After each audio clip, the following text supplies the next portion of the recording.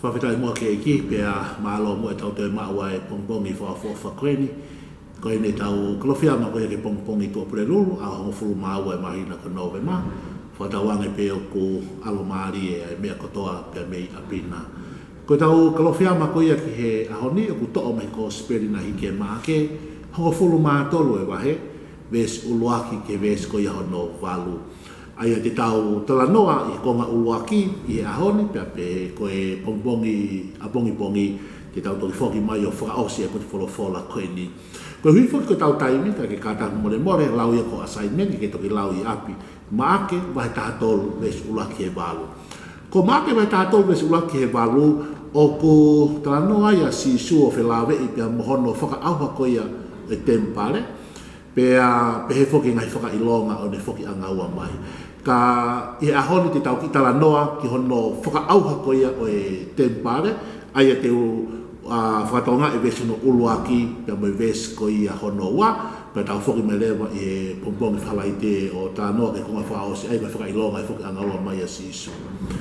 Ko e whakaofofo e ni e ka wākonga, nau talangi a sisu, ke mamata atu ki he tempare ko no he lota, ai ngingila pe mo ne feta paki pe toa e rea si su ka pa te lawa ma ake taha tolu pe si ulaki pe mo e wa pe si su e hoko mai e aho he kai kia ha maka e hiri ki ha maka kai tongi kotoa e ko ne palofi sa ia e aho e haveki pe laiki ai tempare ko o helota na toki whakakakato foki ai palofi sa ia ko e ni o whatau pe mo lau ko e ka whau historia he ta u fitu noa eiti i he tangata ko e ko taitusi e whakaauha koe a Jerusalema, pia laike koe pia moe tempare.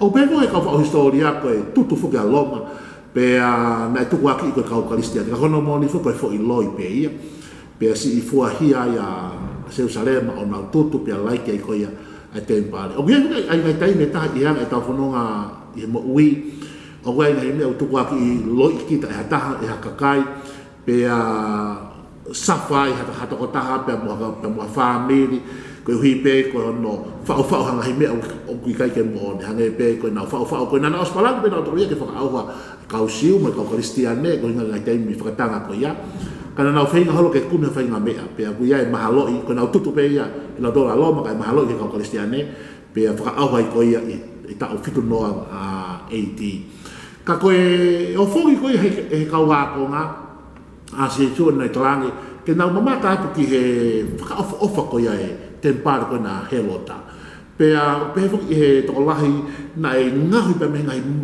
maka koloa ko ngai tai moni ko kola pe na e whakaofa ngai mota na ngahi ko ia e maka ko ia i he tempare pe te go gula ko ai la ana ngi ngila api he ko e whakaofa pite masani ko ia ai tempare ko i loke tempare ko a helota ko mea ko ku mari ko langa ai tempare ko ni konga ko a helota pe a frahingoa ko tempare o helota ka kono mo ni ke loto a helota ia ne ke hawi ke loto he wa fu e fatai ne ta ia ke ta mo o ta fa pore na kulanga sia sikoe na kulanga fa loto ko ko api na foki me sia langa ye ka kono mo ni ana o ke loto ai kakaya ko hange to pe ko helota ko foi ngo ape ko tempare na langa helota pe ko ko tempare helota ka guloto e kausiu ia he wa te tau langa ta to le mea ka we ki tau loto to he mea ko ia ka ke foi ngo na ma fola ko fu tempare ka fa helota ka we ki hawa helota ia lo ko langa ko ia e no a ka ba te la se ne si ono fit pe mo valu hiri de langa pe pe le o tua ka no ha ko hu ke ke a ko e pe mo family he mau ko ki tau langa ha me pe tau hu ke tau hawa ko e nia langa he lota e fu tempare ki hau ke loto ko ka usiu ai te langa e nia ke loto ai ka kai ke ka mau inga pito ke tau langa ha me ke tau mai o kau he me ko ke tau kau he loto me tau involve he ata kai ko ya kai nia pang ko fu ngo pe ko fu tempare no he lota na ke loto ai pe au fu me tu leva e ka wa ko ngaka sisu ai fu ofa ko kamate ki fato ngai ko masani pa me ofa ko ya fu tempare ko no helota ko hika ngai maka kolo ai ko no fare ko ke mahino na ia ngai maka kolo i lot ai ko koe kakano koe ai langa koe na iai ngai siueli, na iai koula na ngai taiamoni, na i mota aki pa koe maka hiri he maka, pena i loto ai, o koe ngai koloa koe ni pena i toke wheta paki mai me iai. Ai ono whakarea koe ke mahino, koe whaka koe e fu tempare koe ni, koe whaka koe hui koe ngai koloa i loto i he whare koe ni, he maka koe ni, ne ngai maka koloa, ngai mea mahu inga apina ne iai, ai koe koloa na i loto i he whare koe ni, koe nani whakahoata mai ha, whakahoata mai ai whaka koe ia o e tempare koe o Helota. Kono wharea take mahino, o ku tau whaka o tau whaka ki tua, o i kai tau whaka ki tau tolu ko pe, ho ki tau tolu, koe whahinga koloa i loto i he tau mahi mo ui. Koe hui ko sisu, koe toko taha whaka ta hui ko sisu i loto i ho mo, koe hui ngau ke whaka o koe amai e koloria ma me nau koe o tua i ho mo ui.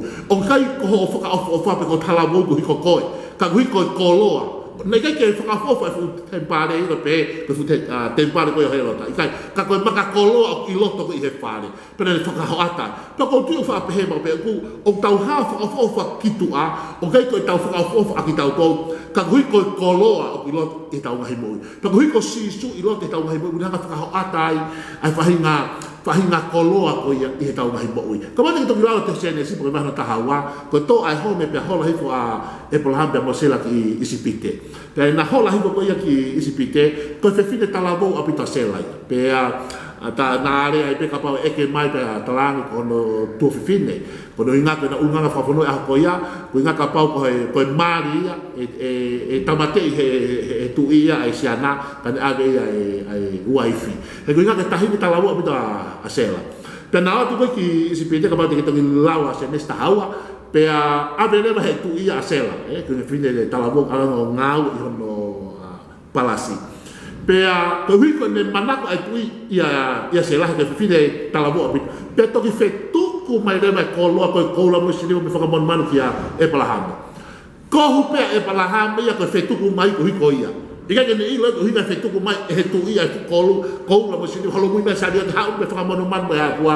Ko inga ia ko talavou ia toko taha ke ko sela o gai ko ia he gai tai me taha kono ofeina ki tau tolu o gai ko pehe ko hui ko ki tau tolu ka ko hui no ofeina ko hui ko beauty pe ko talavou e toko taha ke mahalo pe e tolu ko talavou tau ngai hoa ka ko tala noa whakalau maari ko hui ko talavou o e ki i lote tau ngai mo ui kono hui nga ofeina i koe koe tau wafe maawana o koloa ki Amerika ki o mai e toko ni whakapaanga ngai sas koia o Amerika ki e whenga e senta ngai sas koia i Nusilani. Nai me ofi i he whai mahina ewa e wholau koe ki Amerika i wafe maawa. Wike taha i he sias pa wiki ai. Koe kusia kono o whai haka kakai o mai paanga koe mea kai koe wala alu ki ngai apu katoa pe ko sia e loki ko whakamamaha i mai whakafua whatahaku mai ki atiau. Pe o mai lewa e kia besi koe ni. O kai koe o whai au ko pehe ko au. Pe ko he whamiri ko hao me pe ko hi ko au kai. Ko hi ngana o whai ko hi ko au ko hi ko e ki. Pe koe e whaitai me taha o whata hanihi whakate nau paanga me nau ata mea kai pe nau. Ko hai nau mea unau whaitua ki ho mo ui. O kai ko hi ngai a ko koe ka ko hi ko hea. Ko e whaka ofa o tua ia te koe. Na e kohu pia e palamea se nesta haua. Ko e hui ngai whaituku mai ko ula kui koe. Toki ilo ia. Ko e hui ngai whaituku mai ko hea. Ko talavou ia o se la. Na manako ai ai tu i. Pia ne whaituku mai ai. He hui kai me ta holo i tonga mai ofa mai kakai. Pia sewe kita hanga hatu i pia. O mai e panga. Mai maha. Pia te whakakau kita ko hui ko kita i kai. Ka ko hui ko beauty pia ko talavou ia toko tahake. Pia ko uhi ngā ko talavou ia sisu. Kai kei ka whakafofa koe ai pute tempare koe ni. Ko hui ko ngahi maka koloa i loto ai. Ka hui ko koloa koe ai o tua i loto i tau ngahi mo ui. Ko tau pate se lau mare ko tau nofu ki polo o tua. Kono taa pa mo sisu koe i loto i tau ngahi mo ui. Ko ia ngahi maka koloa i loto whakahoata ai. Pea tau ngingila ki tua ko hui ko sisu o ngingila.